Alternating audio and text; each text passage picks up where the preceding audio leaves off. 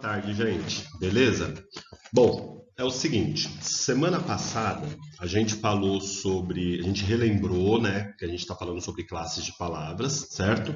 A gente lembrou do substantivo e dos satélites dele, que é um assunto que a gente já detalhou bastante da, antes da pandemia também, né? Mas aí depois, quando a gente começou a ter aula à distância, a gente relembrou também.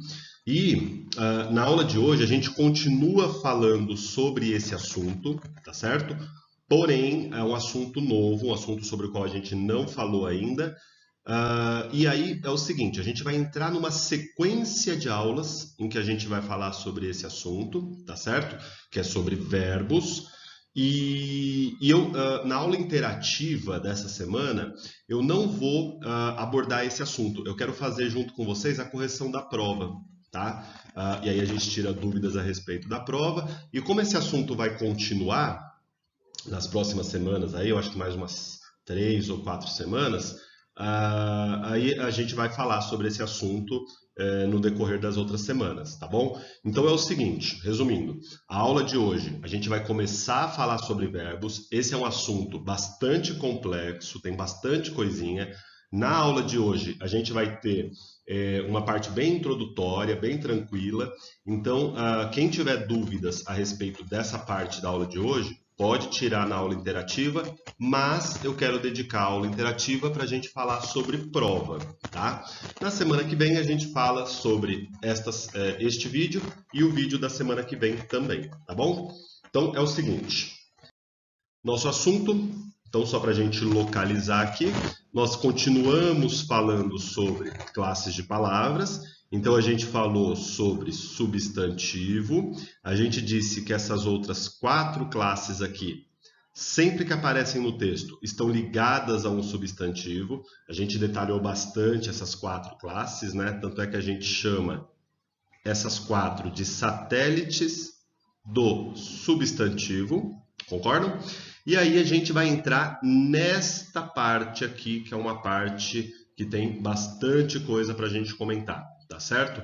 Um dos assuntos que mais cai em vestibular é justamente verbo, tá bom? E depois a gente trata, depois que a gente falar sobre verbo, do satélite do verbo, que é o advérbio, tá certo? O que é o satélite do verbo, tá bom? E depois, preposição e conjunção, que também percebe que elas estão numa mesma cor aqui, porque, é o que a gente chama, você está escrevendo errado, é o que a gente chama de conectivos, tá certo? Existe uma semelhança entre elas, a gente também vai detalhar, até agora a gente só falou bem por cima, e interjeição, que é uma classe gramatical muito bobinha, a gente comenta bem rapidinho, em 5 minutinhos, tá bom? Então, o nosso assunto é verbo. Olha bem, parece marca de roupa, né? Com esse slogan aí. Então, é o seguinte. Definição. A gente aprende lá no ensino fundamental o seguinte. O que é verbo?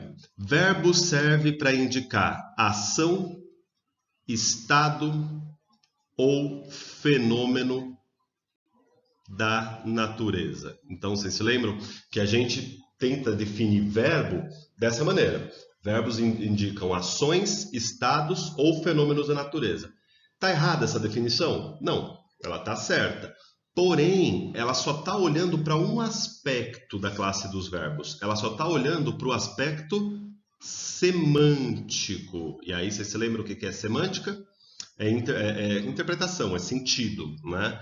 Então, do ponto de vista do sentido, os verbos sim indicam ações, estados e fenômenos da natureza. Porém, dá para a gente problematizar. Porque, por exemplo, vou pegar uma palavra como essa daqui, ó, agressão. Essa palavra indica uma ação, concordam?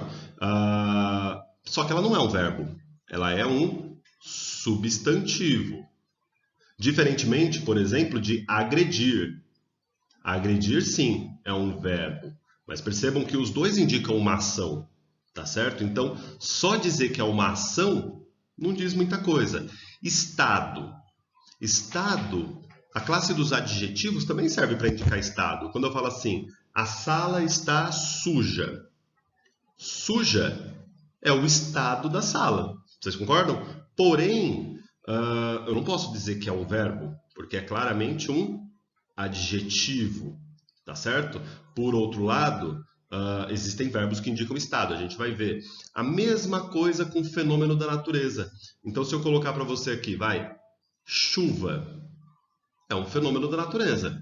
Só que eu não posso dizer que é um verbo só porque é um fenômeno da natureza. Chuva é um substantivo, né? Olha que interessante, eu consigo colocar artigo antes. A chuva, a agressão, tá certo? Lembra que a única classe de palavras que admite artigo antes é a classe do substantivo. Diferentemente de chover, aí sim é um verbo, tá certo? Então o que vai interessar pra gente aqui? Essa definição interessa? Interessa, mas muito pouco. O que interessa pra gente aqui é o seguinte: verbos têm flexão de número. O que é número? Singular e plural, tá certo? Tem flexão de pessoa. O que é pessoa? Primeira, segunda, terceira pessoa. Além dos verbos, só mais uma classe gramatical também tem flexão de pessoa, que é a classe dos pronomes. E verbo tem duas flexões que só ele tem. Flexão de modo, a gente vai falar sobre essa interessa muito pra gente. Modo imperativo, modo indicativo, modo subjuntivo. E flexão de tempo. Percebam que essas duas últimas aqui, só verbo que tem, né? Substantivo não tem flexão de tempo. Se eu falo assim, garrafa, está no passado, no presente, não faz nem sentido, né? Pessoa, só verbo e pronome que tem, tá certo? Agora, número, várias tem, né? Essa história de singular e plural, várias delas tem. Então, é importante essa distinção. Isso é que interessa pra gente, já que a gente está preocupado com a questão estrutural, tá bom? O que vai interessar pra gente? Primeiro ponto a respeito de verbo, a questão da regularidade. Então, vocês já ouviram falar, com certeza, de verbos regulares. O que são verbos regulares? São verbos cujo, vamos colocar assim, ó, o radical não se altera, isso quer dizer, ele não fica nervoso, não, nada a ver, né? Ele não se altera durante a conjugação. Como assim, professor? Primeiro, o radical do verbo é um negócio um pouquinho diferente do que a gente viu quando a gente falou de processos de formação de palavras. Então, vou pegar um verbo aqui. Por exemplo, o verbo cantar. Verbo cantar. O que é o radical de um verbo? É o que sobra quando eu tiro as duas últimas letras. Então, ó, tirei esse A, esse R. O que sobrou aqui é o radical. Tá certo? Então, veja, por que o verbo cantar é regular? Porque eu posso fazer aquela tabela imensa de conjugação de todos os tempos, modos, pessoas e tal. Você vai ver que esse cante não muda. Então, ó, eu canto no passado. Eu cantei no hipotético. Se eu cantasse, não é isso? Quando eu cantar. Percebem? Então, essa parte, cante, ela sempre permanece em qualquer forma que esse verbo assumir, tá certo? Bom, se isso é a definição de verbo regular, o que é então o verbo irregular? É um verbo cujo radical se altera durante a conjugação. Ok? Então é o seguinte, vamos pegar aqui um exemplo, não precisa nem ir muito longe. Vou pegar aqui, por exemplo, o verbo saber. O que acontece com o verbo saber? Já vou começar a conjugar, ó. Eu sei. Primeiro, o radical dele quem que é? É esse SAB. O radical é sempre o que sobra quando eu tiro as duas últimas letras, tá certo? Então, ó, quando eu vou lá para o presente, eu sei, já mudou, já é irregular, né? Talvez eu saiba. Olha bem, ó, mudou. Esse I aqui não existia no radical original, né? Ou se eu soubesse, mudou de novo, né? Mas assim, se ele mudou uma vez, já é irregular, tá bom? Vamos pegar um outro verbo aqui, ó. Por exemplo, o verbo fazer. Quem que é o radical dele? É o que sobra quando eu tiro as duas últimas letras, né? Então é faz.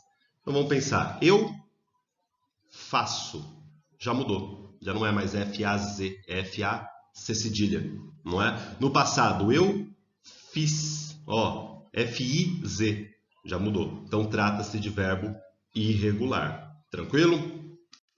Bom, continuando essa questão da regularidade, tem um terceiro tipo de verbo, além dos verbos regulares e irregulares, tem uma terceira classificação que a gente chama de verbos esdrúxulos, ou conhecidos também como verbos anômalos. O que são os verbos esdrúxulos ou verbos anômalos? São verbos que levam essa brincadeira da regularidade muito a sério. Ou seja, são verbos muito irregulares, né? São verbos que é até difícil a gente dizer quem é o radical, né? Então, por exemplo, vou pegar aqui o verbo ser. Aí você fala, professor, fácil, né? Quem que é o radical do verbo ser? É o S, né? Se eu tiro as duas últimas letras, é o S. Então, vamos pensar. Conjugação. Eu sou. Aí você fala, olha aí, professor, o S aí, ó. Tá aí. Tu és. Eita, boa. Mudou tudo, né? Vamos lá, passado. Eu era, ou eu fui, que é o outro passado. Percebem? O radical nem aparece, não é nem visível dizer quem que é o radical. Mas vou pegar um aqui que é pior ainda. Por exemplo, o verbo ir, to go, né? O que acontece com o verbo ir? Se eu tiro as duas últimas letras, o que sobra é o radical.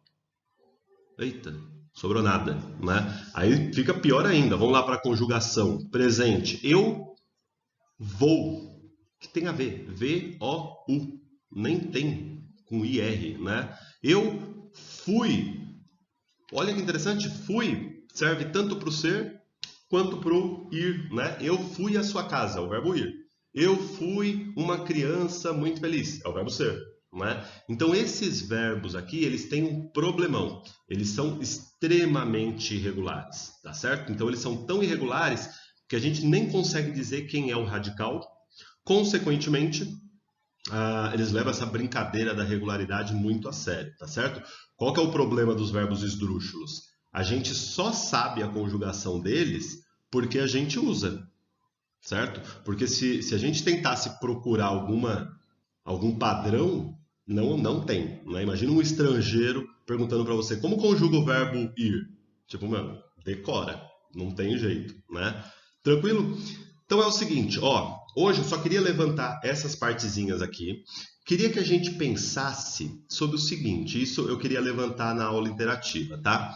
Por exemplo, quando a criança fala assim, eu sabo. Ou eu fazi. Pensa sobre esses verbos. Quando a criança fala eu sabo e eu fazi, você pode ter duas posturas. Você pode dizer, nossa, que criança burra, certo? Ou você pode falar, de onde a criança tirou essas formas eu sabo e eu fazi? Queria que, na aula interativa, ouvir vocês sobre essas possibilidades. De onde a criança tirou essas formas eu sabo e eu fazi, sendo que elas não existem em português, tá bom? Me lembrem disso na aula interativa. Bom, sobre forms, lembram que eu comentei com vocês que a gente vai fazer o forms quinzenalmente agora. Então, nesta semana, não há... Olha que belezinha, muito feliz, né? Mas vou deixar um exercício aqui do poliedro, só de referência, para a gente não se esquecer, que é no poliedro 2A, página 89, exercício 3, tá bom? Gente, até a aula interativa, beijinho para todo mundo.